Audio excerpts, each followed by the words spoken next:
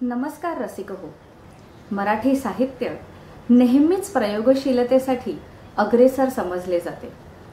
साहित्यातील नवनवीन प्रयोग रसिक मराठी वाचकांनी उत्स्फूर्तपणे आपलेसे केले आहे.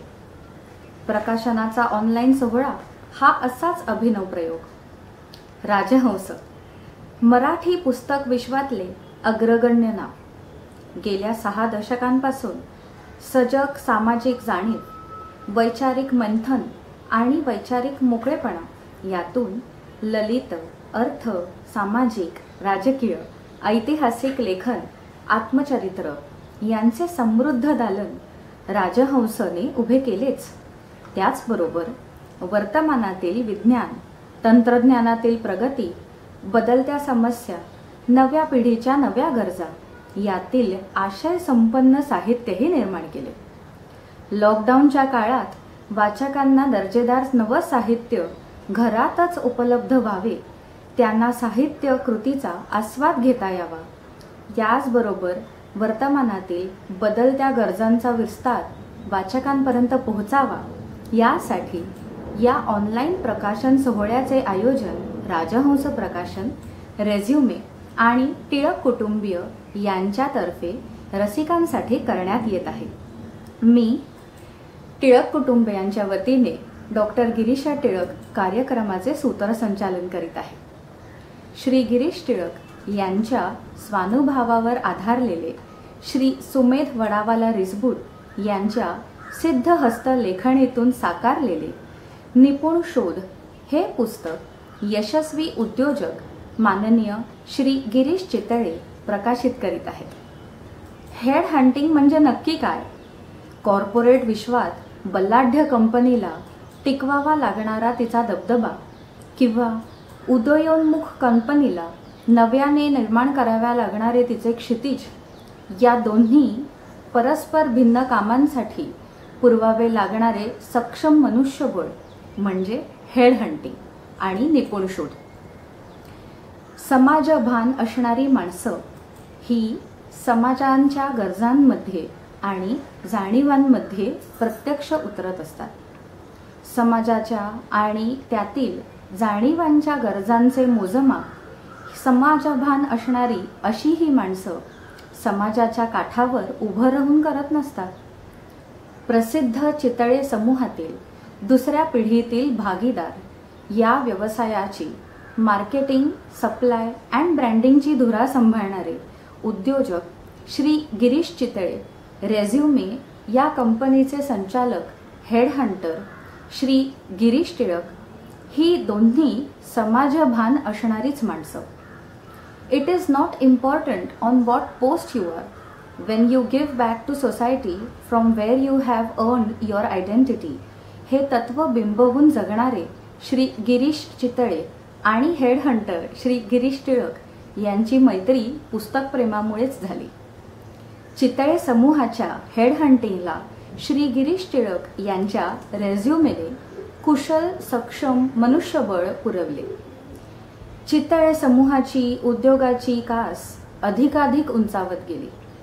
माननीय गिरीश चितळे यांचे निपुण शोध या पुस्तकाबाबतचे मनोगत. नमस्कार. गिरीश टिळक, हेड हंटर गिरीश टिळक यांचा आणि माझा परिचय त्यांच्या हेड हंटर पुस्तकातून झाला. पण प्रत्यक्ष काय आम्ही भेटलेलो नव्हतो. एकदा ते भिलवडीला, आमच्या भिलवडी शिक्षण संस्थेच्या एका कार्यक्रमाला सुद्धा मुख्याध्यापकांनी बोलल्यानंतर आलेले होते. त्यावेळेसही बहुतेक माझा योग काही जुळा झाला नाही. पण त्या हेड हंटर पुस्तकामुळं नक्की आमचा संबंध आहे पुढे येणार हे माहिती होतं आणि तो आलाही आणि त्याचा एक उत्तम उपयोग सुद्धा आम्ही करून घेतला. पण गिरीश टिळक आता जे आता ऐकत असतील, मला त्यांचा एका अर्थाने हेवा वाटतो. मार्केटिंगमध्ये मीही भरपूर फिरत असतो, जात असतो, वेगळ्या वेगळ्या लोकांना भेटत असतो. पण ज्यावेळेस आपण एखाद्या माणसाला भेटतो त्यावेळेस हेड हंटरच्या भूमिकेत ज्यावेळेस गिरीश टिळक भेटतात त्यावेळेस पूर्ण त्या माणसाबद्दल, त्याच्या कामाबद्दल एका वेगळ्या अँगलनी ती व्यक्ती बघत असतो. आम्ही ज्यावेळेस एका कंपनीचे प्रतिनिधी, मालक, मॅनेजर म्हणून मार्केटिंगमधनं जात असतो त्यावेळेस आमची एक भूमिका पक्की ठरलेली असते, समोरच्याची भूमिका पक्की ठरलेली असते आणि त्यामुळे एक लिमिटेड इन्फॉर्मेशनमध्ये आपण त्या एकमेकांशी भेटत असतो. पण ज्यावेळेस तुम्ही हेड हंटिंगचं काम करता त्यावेळेस डेफिनेटली एक मोठा आयाम त्याच्यातून तयार होतो आणि एक मोठं जग आपल्याला कळतं. हे जग स्वतःपुरतं मर्यादित न ठेवता पूर्णपणे मांडायचा प्रयत्न एक हेड हंटरमध्ये केला. पण सगळ्यात अतिशय मस्त म्हणजे या निपुण शोध म्हणून त्याचं जे दुसरं पुस्तक आहे त्याच्यातून होत आहे.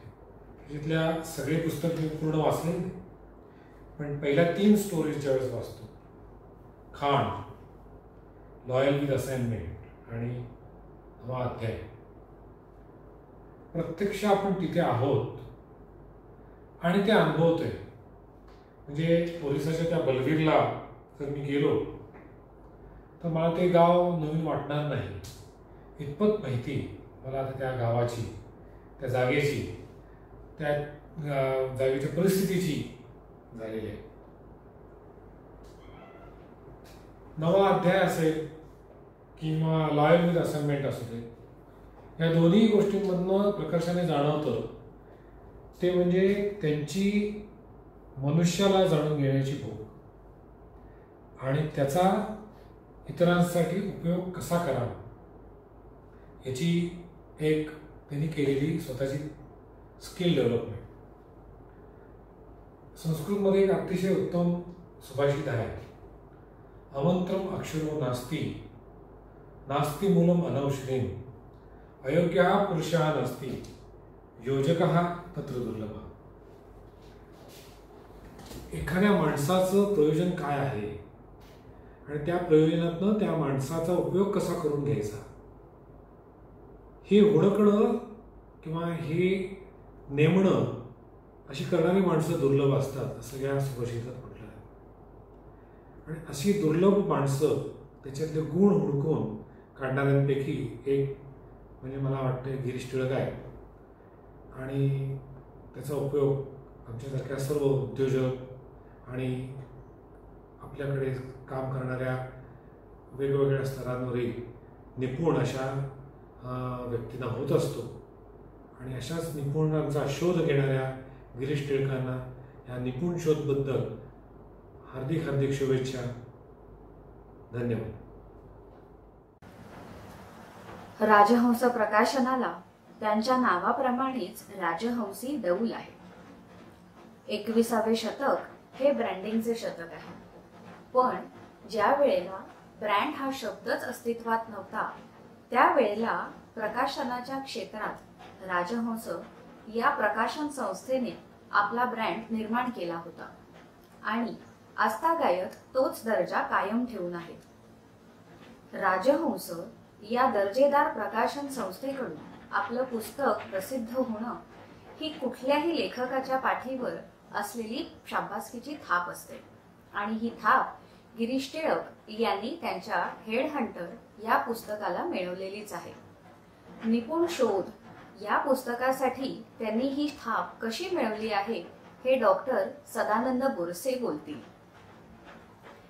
डॉक्टर सदानंद बोरसे पेशाने जरी डॉक्टर असले तरीही साहित्याची रुची असणारे, अभिरुची संपन्न, त्यांची समीक्षा करणारे जाणकार आहेत. 1977 पासून माणूस साप्ताहिकामध्ये स्तंभलेखन आणि 1985 पासून राजहंस प्रकाशनासाठी संपादकीय कार्य, राजहंस ग्रंथवेधमध्ये भाषा विचारक सदर, वर्तमानपत्र आणि नियतकालिकांमधून स्फुटलेखन त्यांनी केलेले आहे. ठाकरे विरुद्ध ठाकरे, देश माझा मी देशाचा इत्यादी अशी त्यांची वाचकप्रिय पुस्तके प्रकाशित झालेली आहेत. अशी भरीव कामगिरी त्यांनी साहित्य क्षेत्रात केलेली आहे. त्यामुळे या जाणकाराच्या नजरेतून टिपलेला निपुण शोध या पुस्तकाचा अचूक वेध त्यांच्याच शब्दात. मित्रहो, निपुण शोध या पुस्तकाच्या एका आगळ्यावेगळ्या प्रकाशन समारंभामध्ये आपण सगळेजण जमलेलो आहोत. सर्वप्रथम या पुस्तकाच्या लेखनाबद्दल त्याचे कर्ते धर्ता गिरीश टिळक आणि सिद्धहस्त लेखक सुमेध वडावाला रिसबूड या दोघांचंही मी अभिनंदन करतो. हे या दोघांनी मिळून तयार केलेलं दुसरं पुस्तक आहे आणि पहिलं पुस्तक होतं हेड हंटर. ही दोन्ही पुस्तकं ही राजहंस प्रकाशनातर्फेच प्रसिद्ध झाली आणि या दोन्हीचा विषय हा अत्यंत वेगळा, म्हणजे अगदी जगावेगळा असं आपण म्हणू. काय विषय आहे हा? विषय आहे हेड हंटिंग. आता ह्या इंग्रजी शब्दाचा मराठी अनुवाद करायचा म्हटला तर डोक्याची शिकार किंवा डोकं मिळवण्यासाठीची शिकार. आणि हा शिकारीचा विषय जो आहे तर शिकारीमध्ये जसे दोन घटक असतात ना, एक असतो हाकाऱ्या, म्हणजे तो हाका टाकत टाकत जनावराला एका विशिष्ट ठिकाणी आणतो. आणि दुसरा घटक असतो शिकारी, जो टिपण साधून बसलेला असतो आणि तो बरोबर त्या जनावराला टिपतो. तसंच या पुस्तकाच्या बाबतीतसुद्धा दोन घटक होते. फक्त शिकारीमध्ये त्याचा जो क्रम असतो ना, त्याच्यापेक्षा या पुस्तकामध्ये त्याचा क्रम उलटा होता. म्हणजे तिथे हाकाऱ्याचं काम आधी सुरू होतं आणि शिकाऱ्याचं काम त्याच्यानंतरचं असतं. इथे शिकाऱ्यांनी टिपण साधायचं काम आधी केलेलं आहे आणि नंतर त्यांनी साधलेलं टिपण हे बाकी दुनियेपर्यंत पोचवण्यासाठी म्हणून हाकाऱ्यांनी हाका टाकलेले आहेत. त्यामुळे गिरीश टिळकांनी आपलं शिकाऱ्याचं टिपण आधी साधलं आणि हे काम, हे सगळं वाचकांपर्यंत पोचवण्याचं, हाका टाकण्याचं काम हे सुमेध वडावालांनी नंतर साधलं. दोन्ही पुस्तकांच्या बाबतीत ह्या विषयाचे अनेक पैलू, अनेक कंगोरे, कानेकोपरे या दोघांनी अत्यंत समर्थपणे मराठी वाचकांच्या समोर आणलेले आहेत. मुळात म्हणजे हा विषय हा पाश्चात्य देशांमध्ये बऱ्यापैकी प्रस्थापित झालेला असला तरीसुद्धा आपल्याकडे तो नुकता रांगायला लागलेला आहे असं आपण म्हणू शकतो. कॉर्पोरेट विश्वामध्ये दोन प्रकारची माणसं असतात. एक 90% भागामध्ये काम करणारी माणसं, जी आपल्या शरीराच्या हातापायांसारखी असतात. म्हणजे त्यांच्यावर एखादी जबाबदारी सोपवली जाते, काम सांगितलं जातं आणि मग सांगितलेलं काम हे योग्य पद्धतीने पार पाडण्याचं काम हे 90% माणसंही करत असतात. उरलेली 10% माणसं जी असतात ती निर्णय घेणारी, धोरणं ठरवणारी अशी माणसं असतात, म्हणजे डिसिजन मेकर्स. आणि ही माणसं त्यांची क्षमता, त्यांची बुद्धिमत्ता, त्यांची निर्णय घेण्याची पात्रता, ह्या सगळ्या गोष्टी या कॉर्पोरेट विश्वासाठी अतिशय महत्त्वाच्या असतात. या 10% माणसांचा शोध घेणं आणि त्यांची जिथे गरज असेल त्या ठिकाणी त्या माणसांना नेऊन पोचवणं, त्यांना त्या ठिकाणापर्यंत इंट्रोड्यूस करणं, ही गोष्ट म्हणजे हेड हंटिंग. समसमा संयोग घडवणं म्हणजे हेड हंटिंग. आणि हे हेड हंटिंगचं क्षेत्र हे गिरीश टिळकांनी आपल्या कर्तृत्वासाठी निवडलं. नुसतं निवडून ते थांबले नाहीत, तर त्यांनी भारतामध्ये या क्षेत्रामध्ये स्वतःचा एक अतिशय वेगळा अमिट असा ठसा उमटवला, ज्याची दखल ही आज तर भारताबाहेरच्या परदेशी कंपन्या आणि परदेशातलं कॉर्पोरेट विश्व हे सुद्धा आवर्जून घेतं. गिरीश टिळकांच्या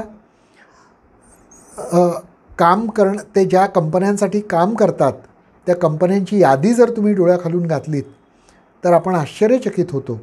इतक्या अनेकविध देशांमधल्या प्रदेशांमधल्या कंपन्यांबरोबर त्यांनी आपलं काम केलेलं आहे. या कंपन्यांना त्यांच्या गरजेप्रमाणे अधिकारी पातळीवरचे किंवा वरिष्ठ पातळीवरचे अगदी अध्यक्ष उपाध्यक्ष पातळीवरचे लोकसुद्धा गिरीश टिळकांनी पुरवलेले आहेत. आणि ह्या सगळ्याचा एक अतिशय विस्तृत आढावा आपले या क्षेत्रातले अत्यंत वेगवेगळ्या प्रकारचे अनुभव हे गिरीश टिळकांनी हेड हंटर आणि निपुण शोध या 2 पुस्तकांमध्ये मांडले. ही दोन्ही पुस्तकं ही सुमेध वडावालांच्या सिद्धहस्त लेखणीतनं उमटलेली आहेत. साहजिकच ते अनुभव हे घटनांच्या पातळीवर जितके रोचक झालेले आहेत तितकेच वाचनीय, तितकेच प्रवाही हे लिखाणाच्या आणि शैलीच्या पातळीवरही झालेले आहेत. सुमेध वडावालांनी राजहंस प्रकाशनाबरोबर जेवढी पुस्तकं आत्तापर्यंत केली त्या प्रत्येक पुस्तकामध्ये मला स्वतःला हाच अनुभव आलेला आहे की एकदा तुम्ही त्या पुस्तकाचं पहिलं पान उघडलं की तुम्ही शेवटचं पान संपेपर्यंत ते पुस्तक खाली ठेवू शकत नाही. अत्यंत प्रवाही शैली, अत्यंत समर्पक भाषा. उदाहरणार्थ आता निपुण शोध हे पुस्तक हे कॉर्पोरेट विश्वाचं दर्शन घडवणारं पुस्तक आहे. या विश्वामध्ये वावरणारे जे लोक आहेत त्यांना माहिती असेल की या विश्वामध्ये एकमेकांच्या संपर्कासाठी म्हणून जी भाषा वापरली जाते, बरेचदा इंग्रजीमध्ये हा संपर्क साधला जातो, त्या इंग्रजीचा लहजा पकडणारी शैली ही सुमेध वडावालांनी या पुस्तकासाठी म्हणून खास वापरलेली आहे. त्यामुळे एका बाजूला अत्यंत वेगळं कर्तृत्व गाजवलेले गिरीश टिळक आणि त्यांचं हे सगळं कर्तृत्व हे अत्यंत समर्पक स्वरूपात वाचकापुढे मांडणारी सुमेध वडावालांची लेखनशैली, या दुहेरी संगमातून हे पुस्तक निपुण शोध हे पुस्तक हे साकारलेलं आहे. या पुस्तकाचं अत्यंत देखणं आणि विषयाला साजेसं असं मुखपृष्ठ सुप्रसिद्ध कलाकार राहुल देशपांडे यांनी साकारलेलं आहे. तर पुस्तकाची अक्षर जुळणी, इतर सजावट, अंतर्गत रचना ही महेश पाटील, तृप्ती देशपांडे या लोकांनी साकारलेली आहे. राजहंसच्या प्रत्येक पुस्तकाप्रमाणेच वैशाली जोशी, अमोल महादम, संजय जोशी, केतकी गद्रे, सारिका भामे ही जी आमची राजहंसी टीम आहे त्या टीमचा या पुस्तकाच्या निर्मितीमध्ये अत्यंत मोलाचा वाटा होता. प्रसन्न परांजपे आणि शिवदास हे आमचे नेहमीचे मुद्रक या पुस्तकाच्या अतिशय उच्च अशा निर्मिती मूल्यांमध्ये या सगळ्यांचाच सहभाग होता. आणि सर्वात शेवटी राजहंस प्रकाशनाचे सर्वेसर्वा आणि आमच्या दृष्टीने या सगळ्याचे योजक असलेले दिलीप माजगावकर यांचाही मी कृतज्ञतापूर्वक उल्लेख करतो. पुन्हा एक वार गिरीश टिळक आणि सुमेध वडावाला या जोडीचं या पुस्तकाच्या निमित्ताने मनःपूर्वक अभिनंदन करतो. मला खात्री आहे की येत्या भविष्यकाळामध्ये या जोडीकडून या विषयावरचं आणखी 3रं पुस्तकंही नक्की साकार होईल. याचं कारण गिरीश टिळकांना येणारे अनुभव हे इतके विविधरंगी आणि विविधढंगी आहेत की तिसऱ्या पुस्तकाचं साहित्य हे आजवर त्यांच्याकडे आधीच जमा झालेलं असेल याची मला खात्री आहे.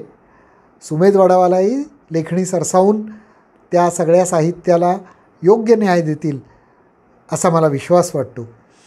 या प्रकाशन समारंभाला आपण सगळे उपस्थित राहिलात याबद्दल राजहंस प्रकाशनातर्फे मी आपल्या सगळ्यांचे मनःपूर्वक आभार मानतो. धन्यवाद. पुस्तकाचे साहित्यिक अंग लेखक सुमेध वडावाला रिसबूड यांनी खूप सुंदर जपला आहे. हेड हंटिंग हा विषय ललित लेखनाचा नव्हे, पण तो निव्वळ गद्य राहणार नाही, तर ती एक चित्रदर्शी भावनास्पर्शी कलाकृतीही होऊ शकते याची जाणीव निपुण शोध मध्ये पावलोपावली येते. हे श्रेय लेखक सुमेध वडावाला रिसबूड यांचेच. सुमेध वडावाला रिसबूड यांनी कादंबरी, कथासंग्रह, आत्मकथन, प्रवासवर्णन या साहित्यिक अंगांना स्पर्श केला आहे. त्यांच्या मनश्री या व्यक्तिचित्रणाला 2008-9चा महाराष्ट्र राज्य शासनाचा उत्कृष्ट वाङ्मय पुरस्कार मिळालेला आहे. रत्नागिरी जिल्ह्यातील खेड येथे 20 ऑगस्ट 2013 रोजी भरलेल्या एकदिवसीय ग्रामीण साहित्य संमेलन अध्यक्षपद त्यांनी भूषविले आहे. लेखकाची बाजू मांडताना श्री सुमेध वडावाला रिसबूड. नमस्कार, मी सुमेध वडावाला रिसबूड. माझा जन्म 1962 मधला. सध्या 59वं वर्ष चालू. 9 ते 5 नोकरी ही माझी चाकोरी. माझ्यासारख्याला गिरीश टिळकांचं निपुण शोध हे पुस्तक अनेक अर्थांनी वेगळं विशेष वाटावं यात नवल नाही.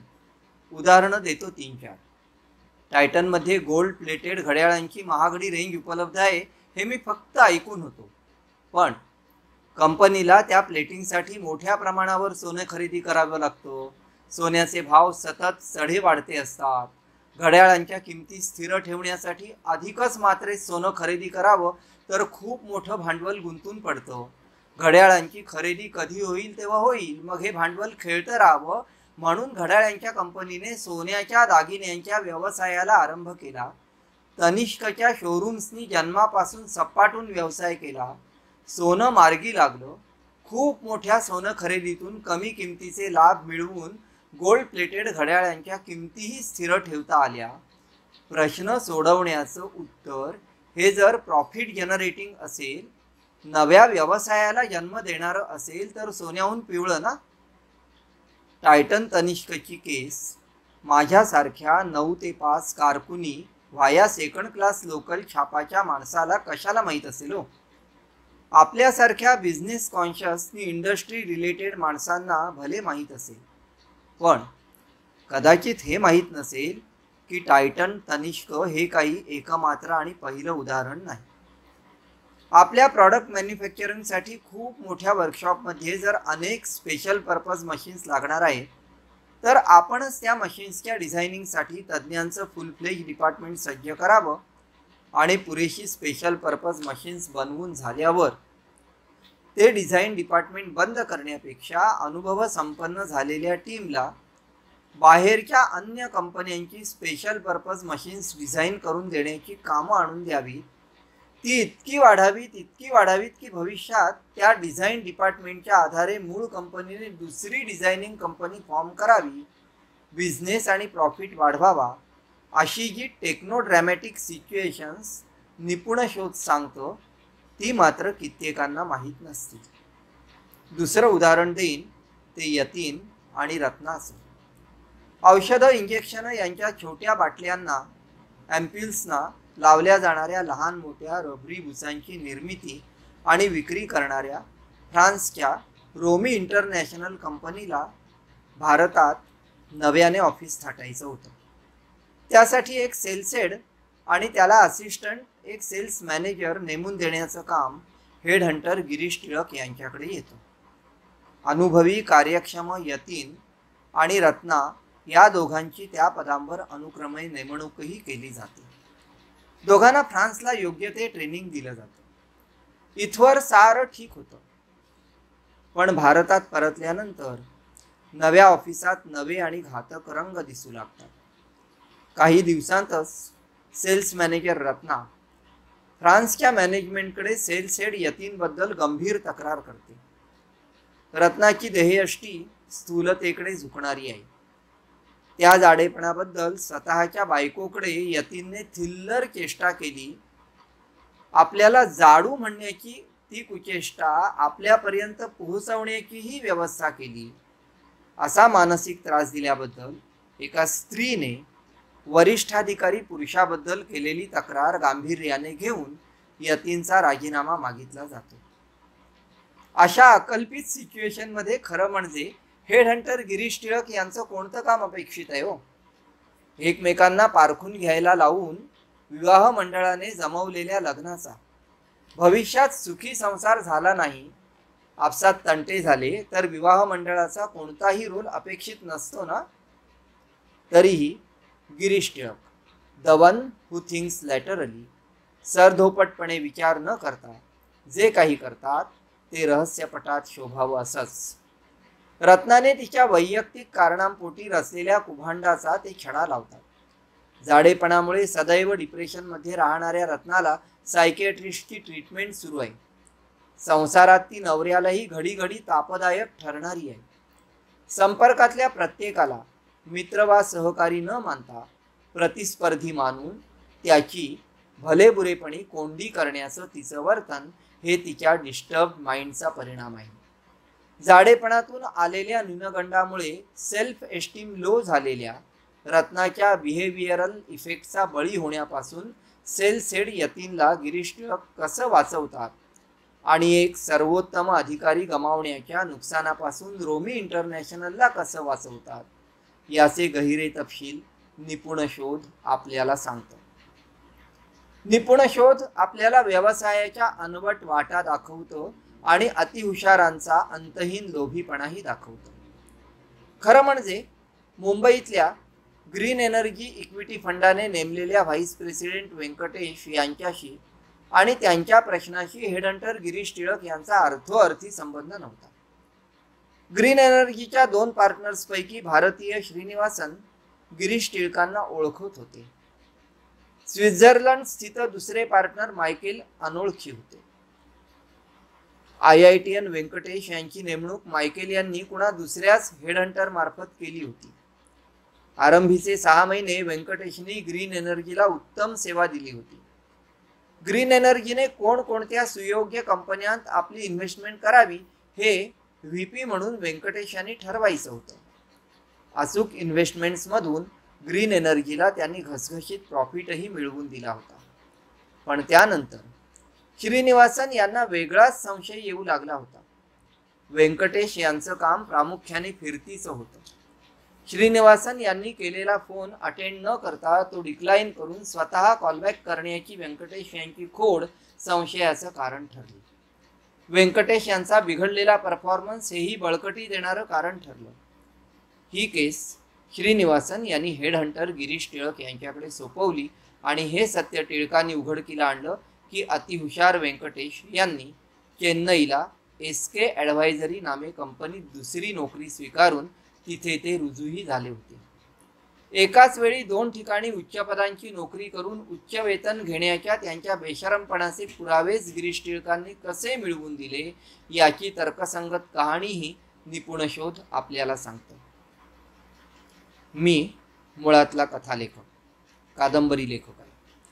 स्त्री पुरुष नातेसंबंध, नवरा बायको, सामाजिक प्रश्न, दुष्काळ, अपंगत्व, पक्षांतलं राजकारण, सासू सुना, बालपणातलं स्मरणरंजन, कॉलेज जीवन, ग्रामजीवन, वृद्धत्वाचे प्रश्न अशा नाना विषयांना प्रचलित कथा कादंबऱ्या सहजी स्पर्श करतात. विज्ञान कथांना तर्कनिष्ठ काल्पनिकतेचीही जोड मिळते. सामाजिक कौटुंबिक विज्ञान कथा कादंबऱ्यांना घरांचं, झोपडपट्ट्यांचं, गृहसंकुलांचं, बंगल्यांचं, खेड्यापाड्यांचं नेपथ्य लाभलेलं असतं.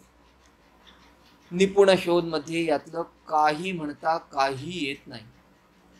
येतात ते नाना उद्योग व्यवसाय, त्यांच्या तज्ज्ञ माणसांच्या गरजा आणि हेडहंटर गिरीश टिळक.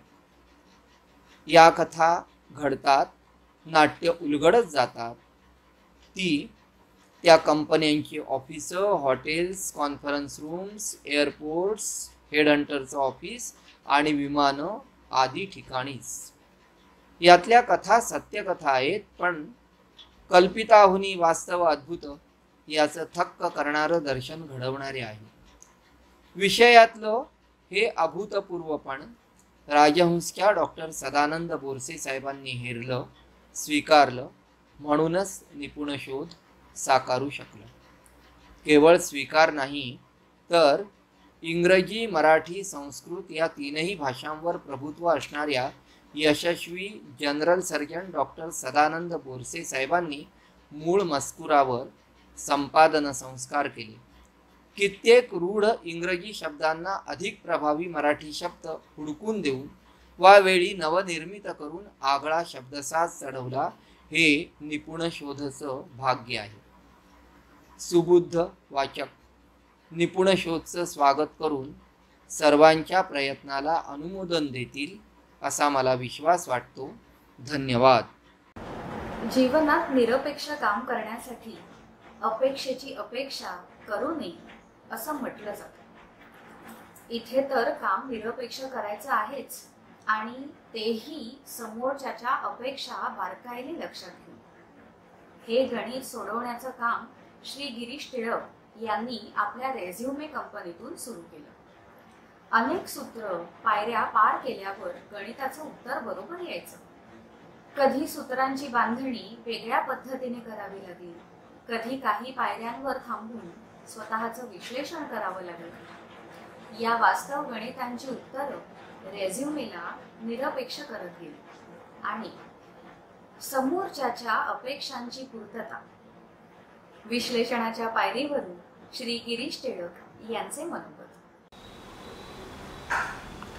नमस्कार. बरोबर 1 दशकापूर्वी हेडहंटर या पुस्तकाद्वारे माझ्या व्यावसायिक आयुष्यातले अनुभव तुमच्या सर्वांसमोर सुमेध रिसबूड वडावाला हे प्रसिद्ध साहित्यिक आणि मराठी साहित्यातले राजहंस म्हणजे अर्थात राजहंस प्रकाशनाने पुस्तक रूपाने तुमच्या समोर आणले. त्या पुस्तकाला तुम्ही भरभरून शुभेच्छा दिल्यात, आशीर्वाद दिलेत, प्रेम दिलेत. आपल्या प्रतिक्रिया आजही माझ्यापर्यंत आवर्जून पोचवत असतात.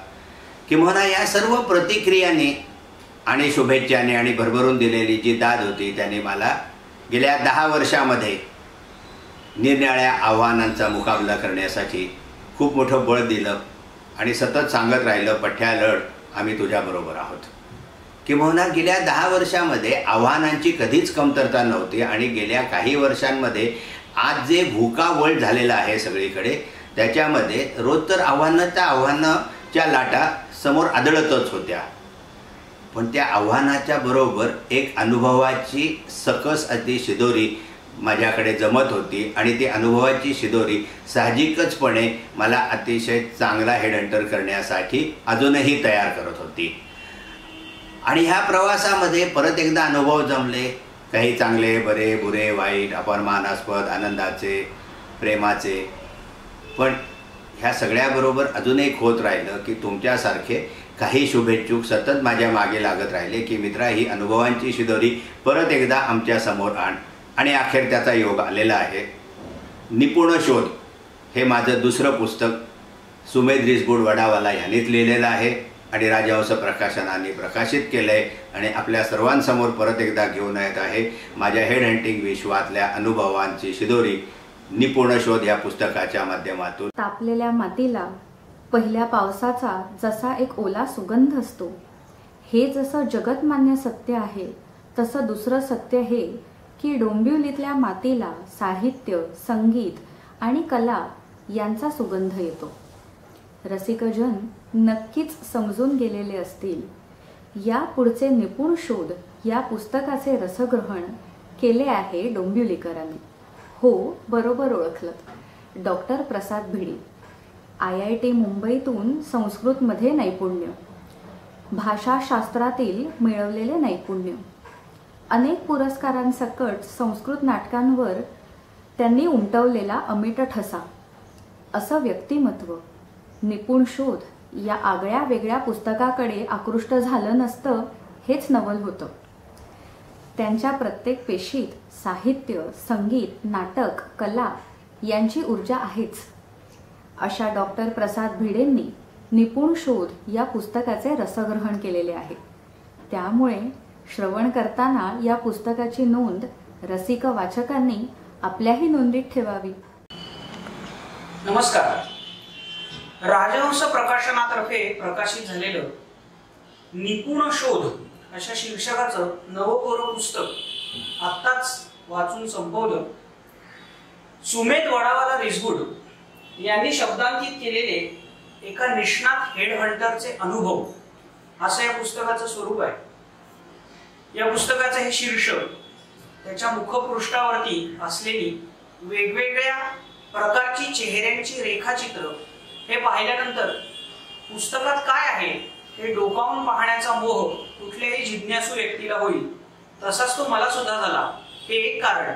आणि राजहंसाचं प्रकाशन असल्यामुळे ते दर्जेदार असणारच याची सुद्धा खात्री होती. हे दुसरं कारण. या दोन कारणांमुळे हे पुस्तक वाचलं. निपुण शोध असं या पुस्तकाचं शीर्षक आहे आणि त्यात खाली हेड हंटर असा एक शब्द सुद्धा आलाय. ते पाहिल्यावरती मला झटकन आठवलं की राजहंस प्रकाशनाचंच 2010 साली हेड हंटर्स या शीर्षकाने एक पुस्तक प्रकाशित झालेलं होतं. निपुण शोध हा शब्द हेड हंटर या इंग्रजी शब्दाचाच चपकल असा मराठी अनुवाद आहे असं म्हटलं तर वावं ठरणार नाही. आणि त्या न्यायाने निपुण शोध या पुस्तकाचा हेड हंटरशी असलेला संबंध सुद्धा आपल्याला शीर्षकातच झटकन लक्षात येतो. हे जे पुस्तक आहे त्याचे लेखक किंवा ते ज्यांचे अनुभव आहेत ते श्री गिरीश टिळक यांनी यापूर्वीच्या त्यांच्या पुस्तकात ते हेड हंटर कसे झाले, हेड हंटिंग म्हणजे काय आणि त्यात त्यांनी व्यावसायिक यश कसं मिळवलं याची सगळी हकीकत सांगितली आहे. आणि या पुस्तकाच्या मनोगतात म्हटलंय तसं ते सगळं सांगून झाल्यानंतर सुद्धा त्यांच्याकडे काही आगळे वेगळे अनुभव शिल्लक होते. त्या सगळ्या अनुभवांची शिदोरी म्हणजे निपुण शोध हे पुस्तक आहे. अर्थात ही अनुभवांची जी शिदोरी आहे त्यातले पदार्थ हे मंडळी उरले सुरले पदार्थ नाही आहेत. तर घरात केलेला एखादा चांगला पदार्थ सगळ्यांच्या तोंडी लागावा म्हणून तो जसा वेगळ्या भांड्यात राखून ठेवला जातो तशा राखून ठेवलेल्या अनुभवांची ही शिदोरी आहे. एकूण 8 भाग किंवा 8 लेख या पुस्तकात आहेत. खूप खुबीने त्यांची मांडणी केलेली आहे. म्हणजे सुरुवातीचे 2 भाग हे छोटेसे 17-18 पानांचे आहेत आणि मग एकदा का वाचक त्यात गुंतला की मग पुढे पुढे अधिकाधिक पानांचे भाग या पुस्तकात आलेले आहेत. पण सगळेच भाग हे सारखेच इंटरेस्टिंग आहे असं आपण म्हणूया. आणि मग या प्रत्येक भागात किंवा प्रत्येक लेखात एक एक अनुभव लेखकाने आपला शेअर केलेला आहे आपल्यासोबत. मग त्याच्या कामात त्याला मिळालेले जे यश आहे त्याच्या काही अविस्मरणीय अशा आठवणी आहेत. आणि त्याचबरोबर एखादा अंदाज चुकल्यामुळे जे अपयश त्याच्या पदरी पडले त्या अनुभवांती आलेलं शहाणपण सुद्धा त्याने आपल्यासोबत शेअर केले. मंडळी मुद्दाम या भागांची शीर्षक काय आहे त्यांचा संदर्भ बोलताना दिला. त्या भागात काय आहे ते आपण मुळातून वाचण्यासारखं आहे. हे पुस्तक वाचत असताना त्याची काही वैशिष्ट्य माझ्या लक्षात आली. सगळ्यात पहिलं वैशिष्ट्य म्हणजे याची जी लेखन शैली आहे ती स्टोरी टेलिंग सारखी आहे. म्हणजे लेखक आपल्याला एखादी गोष्ट सांगतोय आपल्या समोर जणू काही नाक्यावर उभा राहून तो गप्पा मारतोय असं आपल्याला वाटतं. त्याची सुरुवात अगदी मनोगतापासूनच आहे. या पुस्तकाच्या मनोगतात गिरीश टिळक यांनी त्यांना आलेले 2 अनुभव 2 अधिकाऱ्यांच्या गमती आपल्याला सांगितल्या.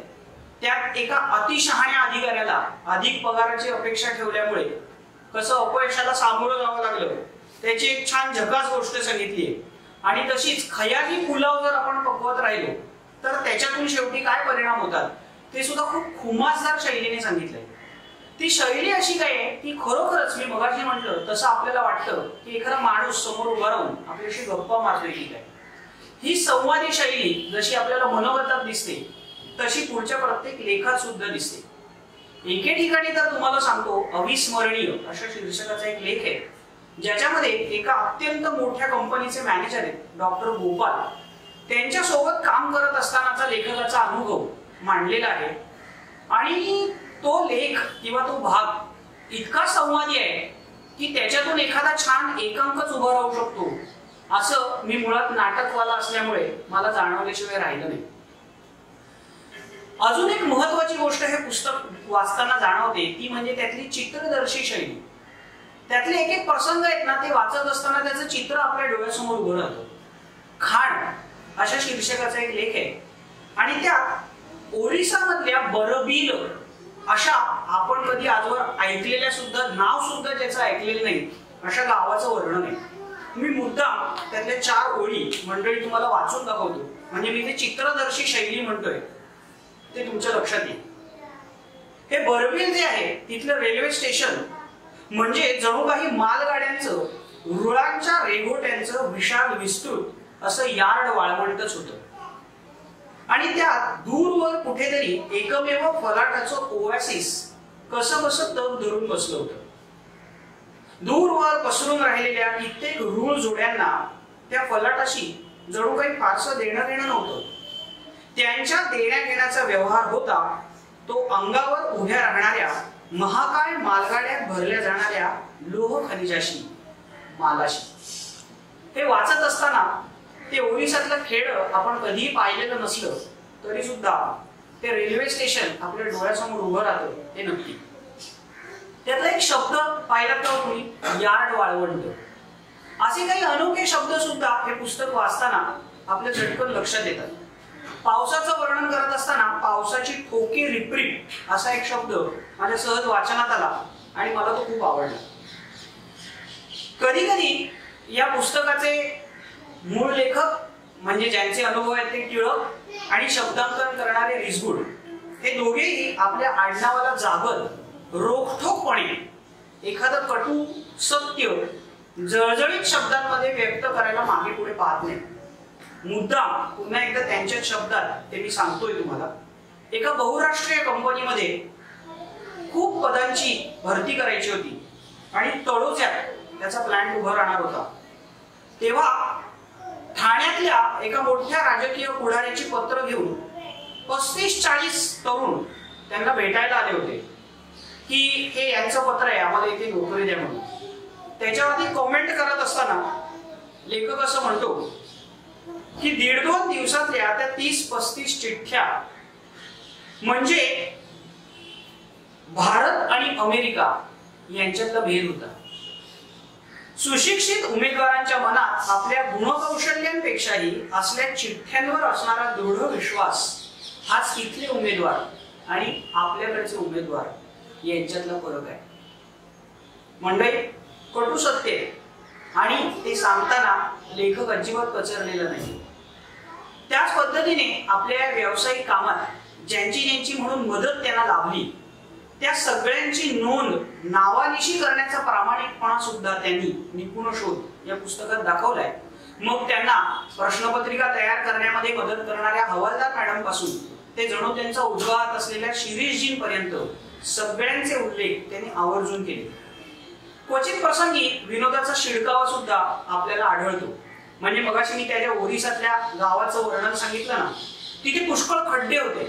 तर लेखक म्हणतो चंद्रावरचे डाग पृथ्वीवरून सहज दिसतात तसे बरबीलच्या रस्त्यांवरची क्षतविवरं चंद्रावरूनही सहज दिसू शकली असती. सहज आपल्या चेहऱ्यावर हसू येतं की नाही. या पुस्तकाचं आणखी एक वैशिष्ट्य म्हणजे इथे प्रत्येक लेखाच्या शीर्षकाच्या बाजूला एक चेहऱ्याचं रेखाचित्र आहे आणि या रेखाचित्राची जी मांडणी आहे ना मंडळी, ती त्या लेखाचा आशय आहे त्याचं सूचन करणारी आहे. आणि त्यामुळे त्यात एक मोठी गंमत आहे की आपण मुद्दाम पुस्तक उघडून पाहावं अशी आहे. हे पुस्तक आपण का वाचावं असा प्रश्न माझ्या पिढीतल्या अनेकांना पडू शकतो, कारण आम्ही तशी व्यवहार्य मंडळी आहोत. त्याचं एक कारण मी असं सांगेन की हे पुस्तक वाचण्याचा एक खूप मोठा व्यावहारिक उपयोग आपल्याला. मराठीचा जो वाचक वर्ग होता तो एक काळ असा होता की त्याचं मन कादंबऱ्यांमध्ये रमायचं.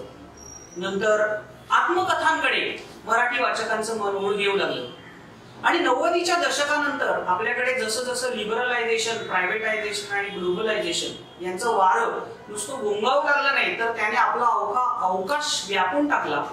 तसे तसे त्याचे परिणाम आपल्या अर्थव्यवस्थेवर तर दिसायला लागलेच, पण त्याचबरोबर आपल्या अभिरुचीवरती सुद्धा त्याचे परिणाम दिसू लागले.